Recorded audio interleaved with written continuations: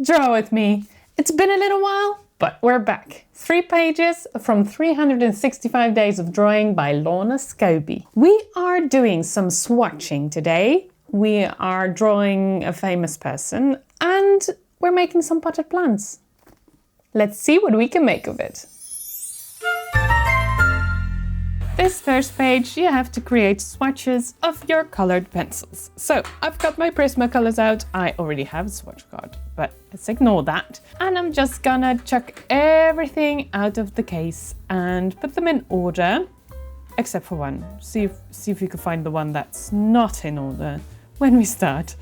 But I'm just gonna put them in order of number. So I'm starting with the lowest number on there and going to the highest number. Except for one. I'm just going to swatch all the colors out, nothing fancy, just pressing quite hard and putting the number of the pencil underneath. I actually thought there was no name, like color name on the pencil, but there actually is. So, but I'm still doing the numbers. I thought there was only numbers and that's how I started. There's no space for names, but I'll probably look at the numbers if I ever look for a color. So I think this is fine. I also ran out of pencils and I had more squares that needed to be filled. So I just randomly picked 2 colors and started, overlaying them on top of each other and mixing them. Of course, I ended up with blue and orange, which you probably know will make like a lovely sort of gray, brown, whatever. Loads of surprising or not so surprising new color mixes. Some of them worked really well. I did them without looking, as I'm making a point out of showing you right here. Just blindly picking them and then I'm just adding them to the page. Some of the combinations gave me quite fun new colors, but some of the color combinations were a little bit unfortunate. And some of them were sort of very similar to the original color or to another combination. After a while, I kept picking green with, for example, red or orange and green and red and blue. It's like, well, we know that will turn like brown or gray or there. I don't want a page full of that color. So I decided to open my eyes and actually look at the colors and try to make some combinations while looking at the page. Also, I had a little fun with black and white, especially white, adding white to a couple of colors and see what happens. This was very interesting. Oh, this is one of my favorites, the 909, 903. So the second one on that row I just did. I really enjoyed this. There's a couple of new colors that I really like and it gives you an idea of how these pencils work, like when you put a little bit more of one color and less of the other. Like right here, I picked a combination that I already did. So I decided, okay, let's add more green and less yellow and then lean into that. And for the other one, have a lot of yellow and very little green, because I'll put an asterisk there where I already have done this color combination. So there's 3, but they're all quite different because, I layered it different. So that's quite interesting. And this is how the whole page looks at the end. Quite fun, a little messy, but I liked it. On to the next page. Quite a challenge. I'm drawing a face, but the example needs to be upside down. So it will be upside down in the book. So I decided to flip the book as well. So the result will be right side up in the book. But everything else in this video will be upside down at the moment. So I started sketching. I'm blurring my example picture because I thought it might be fun if you can maybe guess who it is. So I'm flipping the page for you. You can see, for me, this is all upside down, but for you now you can see clearly who it is. You see me struggle here with the lips. Every time I draw a face, the lips, the mouth, the teeth, I really struggle with that. I never like what I do there. Not that I'm doing this very often, but the few times I've done this, the mouth is always a struggle.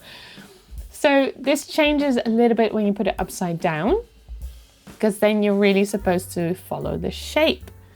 And your brain should not really fill in like this is a face, this is the proportions or whatever.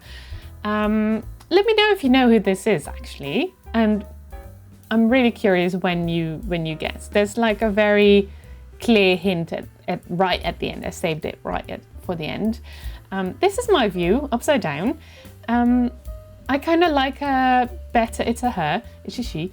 I kind of like her better upside down than straight up. But yeah, you tell me which one's better. So yeah, I'm just blending everything, trying to add some shading, trying to be true to the picture, which is not easy. Here goes the mouth and the teeth again, erasing it. It's just, at some point you just have to say, okay, this is it. I'll practice, but this is it for now. So here is the very giveaway thing. I hope you know who this is. It's Marilyn Monroe. Let me know if you guessed that. This is where I flipped the page and I noticed that especially, I mean, the face is okay.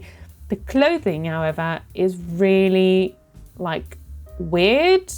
It's not in the right place. I don't know. It's a little bit weird, but I thought the face is okay.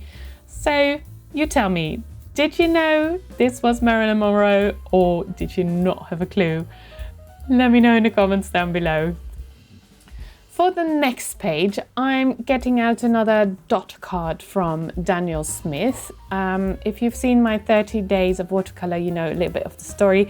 I got this gouache card as well. This one was already used and I thought it might be fun to try it on this page. So I have never used gouache before, any gouache. So this is my very first time and I kind of like it. So I might have to look into that, see if I can do a little bit more with that. I really like the fact that these colors seem to sort of go with the existing plants. Oh, by the way, I'm filling this page with potted plants, so you know. Oh, I love this color, this pink kind of color. I love that. So I made another one. I had to make a heart in that shape. I just had to, or in that color. I just had to, so it will be here at the bottom. Yes, it's a bit of a weird pot, but you know, not all pots are square or round or, you know, you've got all shapes and sizes. And I'm just adding some plants. I love this green color. And I really like also the way that the paint is dried up on the pots.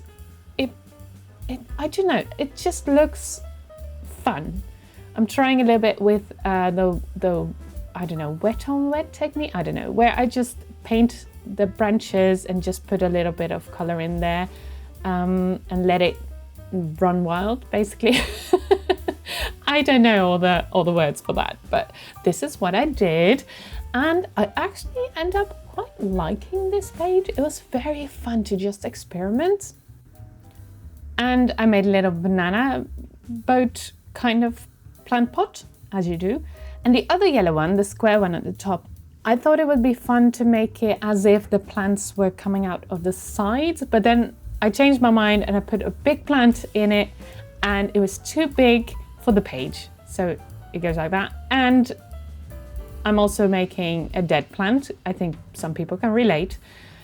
And I'm just filling this page with loads of different kinds of plants. And I'm just enjoying this gouache. It's not watercolor, it's gouache. And adding some brown, so it's sort of soil. Oh, I'm adding one little dying leaf on the dying plant, like holding on for dear life. Adding some shading, some extra colors. I even added some pink flowers to the existing plants as well. I thought that might tie everything in together. I don't like these yellow squiggly wigglies, but I'm not talking about that. So there we go, a page full of potted plants. I really enjoyed this and I hope you did too. Thank you so much for watching and I will see you in the next one. Bye!